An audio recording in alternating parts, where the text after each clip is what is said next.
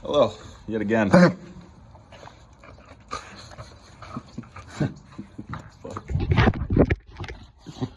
He just keeps coughing.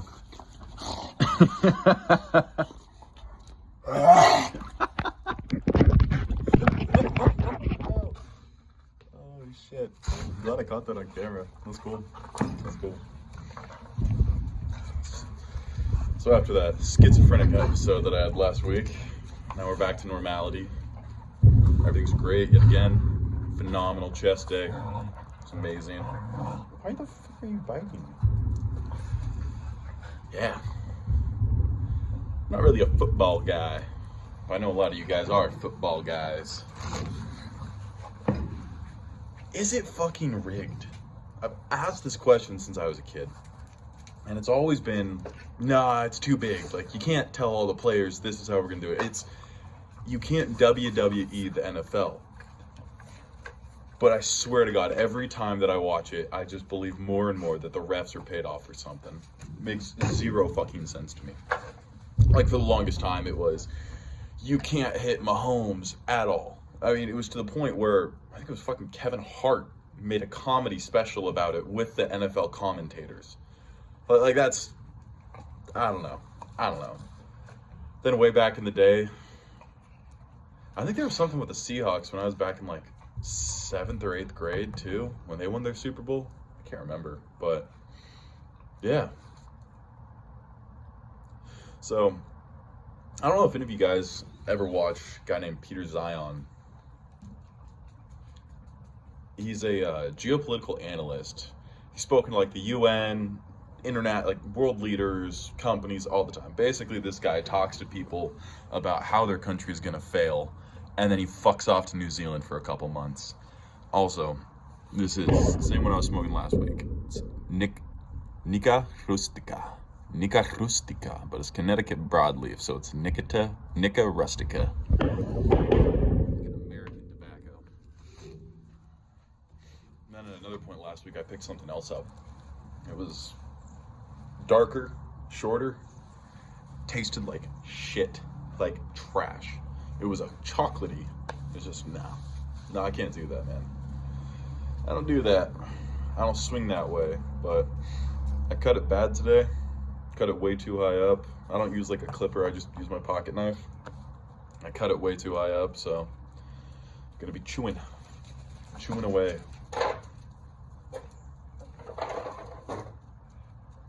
Been getting into backpacking recently.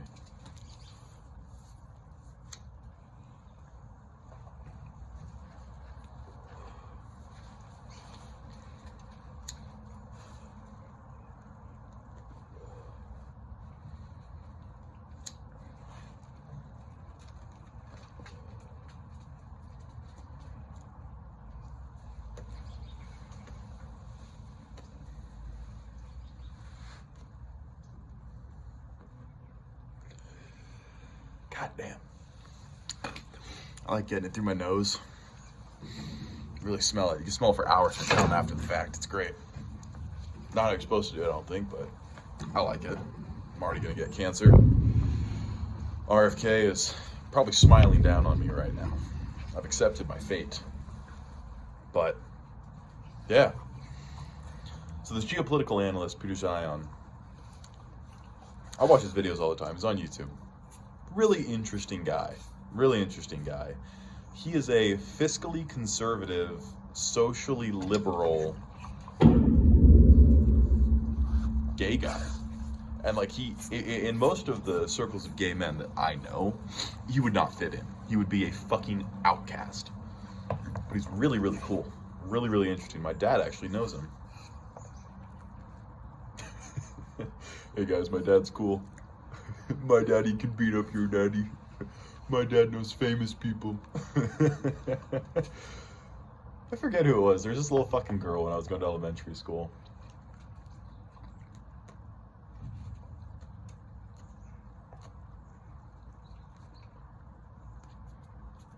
Her name is Taylor. Spoiled little brat.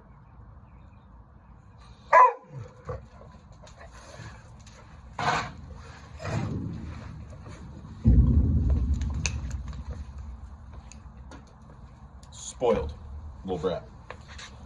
Only child, rich parents, daddy's girl. We all know the type. I swindled a cat from her. It's a different story. But I remember she came into school, and I only remember this because this was the first time in my life I felt hatred. This is the first time in my life I just an insufferable person I've ever met one, that is. She came to school one day, and she's like, my mommy and daddy bought me tickets to go see Taylor Swift. And this was when Taylor Swift was like just up and coming. And she went to the concert. She got to meet Taylor Swift. They had backstage passes. We got the pictures and everything like that. Nobody at my school, it was like the beginning of Justin Bieber at my school. Nobody fucking liked Taylor Swift. Nobody. And so she came back and she thought she was all cool, only to find out that she was more hated now than ever. I wonder if that perpetuated a cycle where she craved the attention, she craved the acceptance of everybody, and every time that she tried to get it, it just did not work out for her.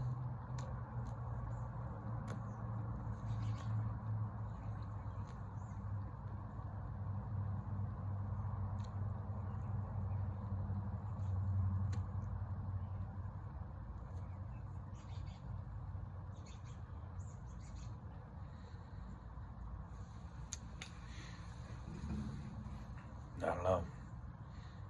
But back to Peter Zion. He's talking about the fall of China. Which is something from an American perspective, from a patriot perspective, I am in love with that idea. From a rational perspective and a humanitarian perspective, oh fuck, this is not going to be good, guys. So China will fall, most likely within the next decade. I'm convinced. Peter has convinced me. He put a worm into my mind, my psyche. This worm is saying China will fall. The Great Wall will fall. And like all great empires, it comes from within. So, I was thinking about this because I want to go to school for electronics and systems engineering. And I'm a little bit of an entrepreneur myself, boys. I own a company. No big deal. Got it all figured out. It's failing. The first one, I barely broke even when I sold it. And this one, it is just straight down. Oh well. We're figuring it out. Didn't start with a lot of money, and it's a retail company, so there's a good amount of startup cost. It's also my fault. I haven't put the most energy into it that I could have, but different story for a different day. So China's gonna fall. China, go to Walmart. Go to Walmart. Look at every single electronic and tell me where it is. Swear to God, 90% of them, China. So here in like 10 or 20 years, the cost of that JBL speaker that you have, the cost of that iPhone, is gonna fucking skyrocket. And yeah, we might be buddy-buddy with Taiwan, but you have to understand that Taiwan, the two political parties, one political party is pro-China. The second one is pro-Taiwan.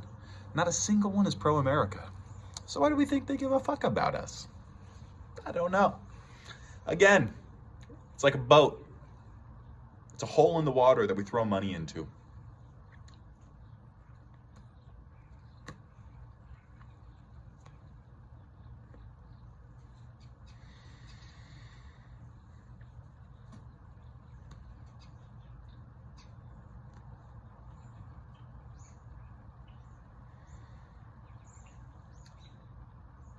Sucks, I can't chew on it because I'm trying to talk. I like fucking chewing on my gars, dude. Like when I'm done, this whole thing is soaked and just, I feel like a cowboy. I feel like a cowboy and a Cuban. Guitar is dragging her ass across the ground right now. The cold, frozen grass just slicing her apart down there. It's disgusting. Vile. She's yucky, and she just smelled it all the way up. She wiped all the way down and smelled all the way up. It was like a line of shit Coke. Yeah, so China's gonna fall. And for what I want to go to school for what I like doing, this could be great for me. This could be great for me, right? Electronics engineer. Dude, oh my God. The #1 producer of electronics in the entire world, gone. Bye. Deuces. Cheers and good night. But how the fuck are we gonna get our chips? Is Taiwan just gonna magically mass produce more? They're already doing as much as they can. China, I mean, hopefully they'll be able to maintain that to where we can still get these things imported. But the cost of iPhones is going to go up. And, you know, yeah, China, their population is going to collapse as well. But there's an argument that could be made of, well, they could just train more people because, you know, communist dictatorship, they can tell you to do anything that they want you to do. So the argument that could be made is, well, they can just train people to go work in the tech sector, you know, take them out of construction, take them out of these labor industries, these repair industries, maintenance, all that stuff. But when you have a small population and you start taking people away from something that is a necessity, like welders, construction, well, they won't even need fucking construction, the entire place is going to be there, but you have to maintain. You know, you take these people out of these absolutely necessary sectors, and I'm not talking fast food joints.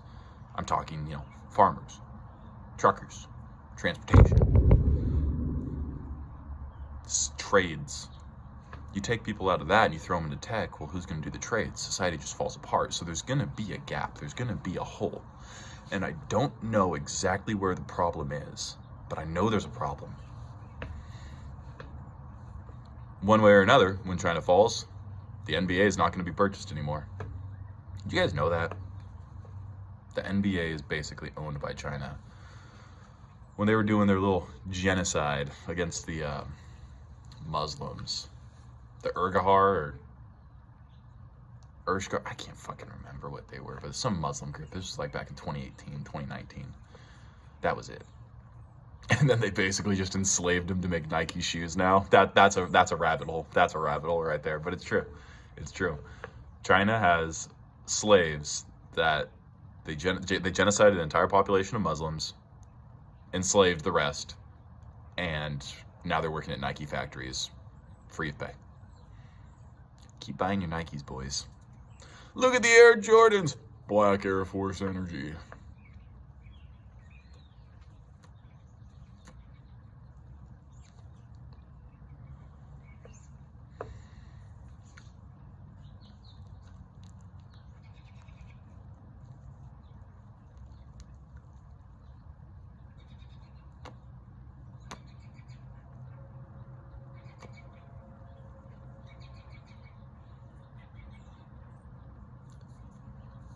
First person to comment on this video, I will literally send you one of these cigars in the mail. USPS. Not next day. I don't have that kind of money. But you know, a week later.